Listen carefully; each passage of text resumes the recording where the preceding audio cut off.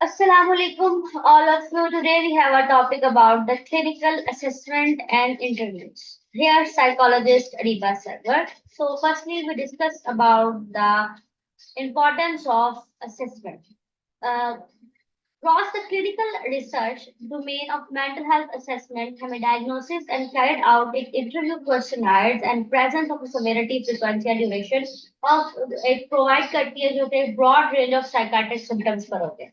इसमें जो हमें assessment tools provide किए जाते हैं, classification system है जिसमें जो है वो discuss किया जाता है by the DSM-5 and ICD। ये pre defined pattern of symptoms criteria है जो कि ग्रुप टू गैदर किया जाता है, जो कि डिजाइन किया गया है मेंटल हेल्थ डिसऑर्डर को डायग्नोज करने के लिए।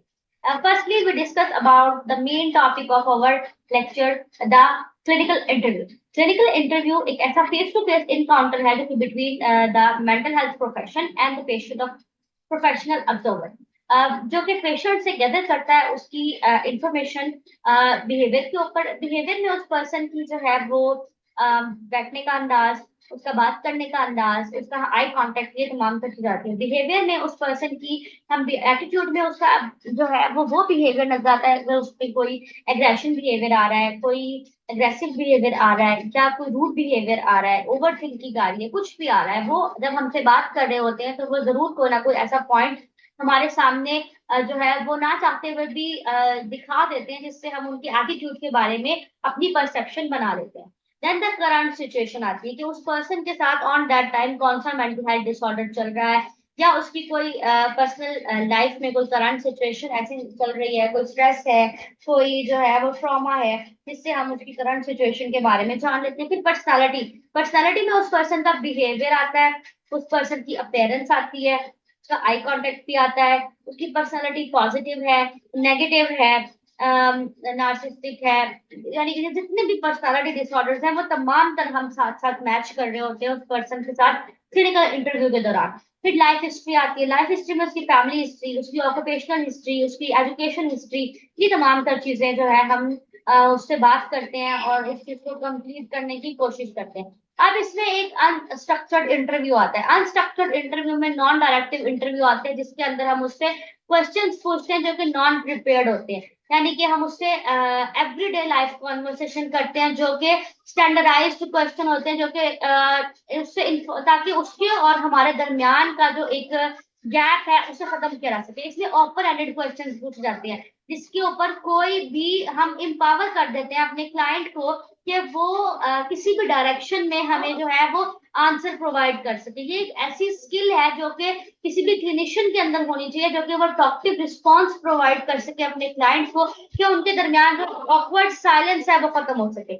इसके अंदर फिर जो है वो हमारा क्लिनिकल इंटरव्यू में हमारी age, sex, region, age, sex हम रहता है, फिर रीजन ऑफ रेफरल कि वो हमारे पास ही क्यों आए, फिर इसमें एजुकेशन आ जाती है, वर्क हिस्ट्री आ जाती है, फिर करंट सोशल सिचुएशन आ जाती है कि वो करंट सिचुएशन में कैसे गुजर रहा है, फिर physical and mental health history आ जाती है कि उसकी फिजिकल हिस्ट्री क्या है। उसको मेंटल स्टेट एग्जामिनेशन करते हैं ताकि उसकी मेंटल स्टेट जान सके। मेंटल स्टेट एग्जामिनेशन के बारे में हम अपने नेक्स्ट लेक्चर में पढ़ेंगे। फिर ड्रग्स एंड अल्कोहल यूज आ जाता है। ड्रग्स का मतलब सिर्फ ये नहीं है कि वो अल्कोहल या किसी भी टाइप का और हार्मफुल ड्रग यूज कर रहा है। ड्रग का मतलब ये भी हो सकता है कि वो पर्सन उस टाइम में कोई फिजिकल इलनेस के लिए या मेंटल इलनेस के लिए कोई मेडिसिन यूज कर रहा हो, तो वो भी हम उससे जानते हैं। फिर फैमिली हिस्ट्री आ जाती है। फिर ऑब्जर्वेशनल बिहेवियरल ऑब्जर्वेशन टोटली एक क्लिनिकल साइकोलॉजिस्ट या साइकोलॉजिस्ट या एक क्लिनिशियन पर होती है कि वो उसकी उस टाइम पर किस तरह से जो है वो उसकी ऑब्जर्वेशन कर रहा हो। फिर एक स्ट्रक्चर्ड इंटरव्यू, जब हम एक सेशन में अनस्ट्रक्चर्ड इंटरव्यू कर लेते हैं तो वो बहुत सारे सिम्टम्स, बहुत सारी बातें, बहुत सारी चीजें हमारे सामने बता देते हैं। फिर हम उनके साथ एक स्ट्रक्चर्ड इंटरव्यू करते हैं, जिसे हम स्टैंडर्डाइज्ड इंटरव्यू भी कहते हैं, जिसमें हम तमाम तर अपने जो है वो क्लाइंट से जो बात करते हैं, जो क्वेश्चन करते हैं, वो हम अपने DSM-5 डिसऑर्डर के सेम ऑर्डर में करते हैं। अगर उसको डिप्रेशन है तो हम डिप्रेशन रिलेटेड सिम्टम्स के ऊपर उससे बात करेंगे। एंजाइटी है तो एंजाइटी रिलेटेड सिम्टम्स पर बात करेंगे। स्किज़ोफ्रेनिया है, बाइपोलर है, किसी भी टाइप का। तो जब वो आपसे अनस्ट्रक्चर्ड इंटरव्यू हम उनका करते हैं तो वो बहुत सारे सिम्टम उन्हें बता देते हैं। आप अगर DSM को बहुत अच्छे तरीके से रीड करते हैं, आपको सिम्टम्स के बारे में पता है, तो आप उसकी हाफ डायग्नोसिस उसके अनस्ट्रक्चर्ड इंटरव्यू से कर लेते हैं, ताकि आपको स्ट्रक्चर्ड इंटरव्यू के दौरान बहुत ही इजीली आप उसको डायग्नोस्टिक एग्जामिनेशन सेटिंग के अंदर लेकर जा सके। ठीक है। नेक्स्ट जो होता है, फिर हम उसका सेमी स्ट्रक्चर्ड करते हैं। सेमी स्ट्रक्चर में हम उसकी सिचुएशन के ऊपर उसको फॉलो अप लेते हैं। जनरल जो है हमारी आउटलाइन बना लेते हैं, हम असेंशियल क्वेश्चंस पूछते हैं जिसमें पर्टिकुलर ऑर्डर ऑफ ब्रांच होता है, जिसमें हम रेलिवेंट इंफॉर्मेशन देते हैं, डायरेक्शंस में लेकर जाते हैं, जो बातें हमें जानना बहुत जरूरी होती है। फर्स्टली हम उसके ऊपर एक large characteristic of number of things हम जान लेते हैं, फिर हम उसके अंदर उसकी personality, cognition, neuropsychological issues, characteristics को अटैच करते हैं। सेकंड, फिर हम उन्हें जो है वो empirical quantified information test provide कर देते हैं, जिससे हम उसके पेशेंट के जो है वो स्ट्रक्चर्ड एंड अनस्ट्रक्चर्ड इंटरव्यू को कंपेयर करते हैं।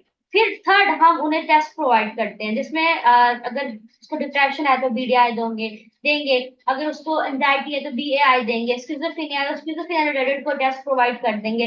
इस दौरान आपके पास ना इंग्लिश के साथ साथ उर्दू जो है वो क्वेश्चन आंसर भी मौजूद होने चाहिए, जिसमें ये होता है कि अगर आप एजुकेशन से पता लग जाता है कि ये पर्सन कितना पढ़ा लिखा है। ठीक है, फिर हम उससे इंग्लिश में या उर्दू में दोनों टाइप ऑफ क्वेश्चन आए फिल करवा सकते, बेंच मार्क मिल जाता है हमें भी और उन्हें भी अपनी तमाम सर्च सिचुएशन को हमारे सामने जो है वो रखने का। अगर उसके अंदर कोई हार्मफुल रिजल्ट आ रहे हैं या लीगल एथिकल इश्यूज आ रहे हैं, तो हम उस टाइम में फिर उनकी फैमिली से कंसर्न करते हैं उस चीज के बारे में।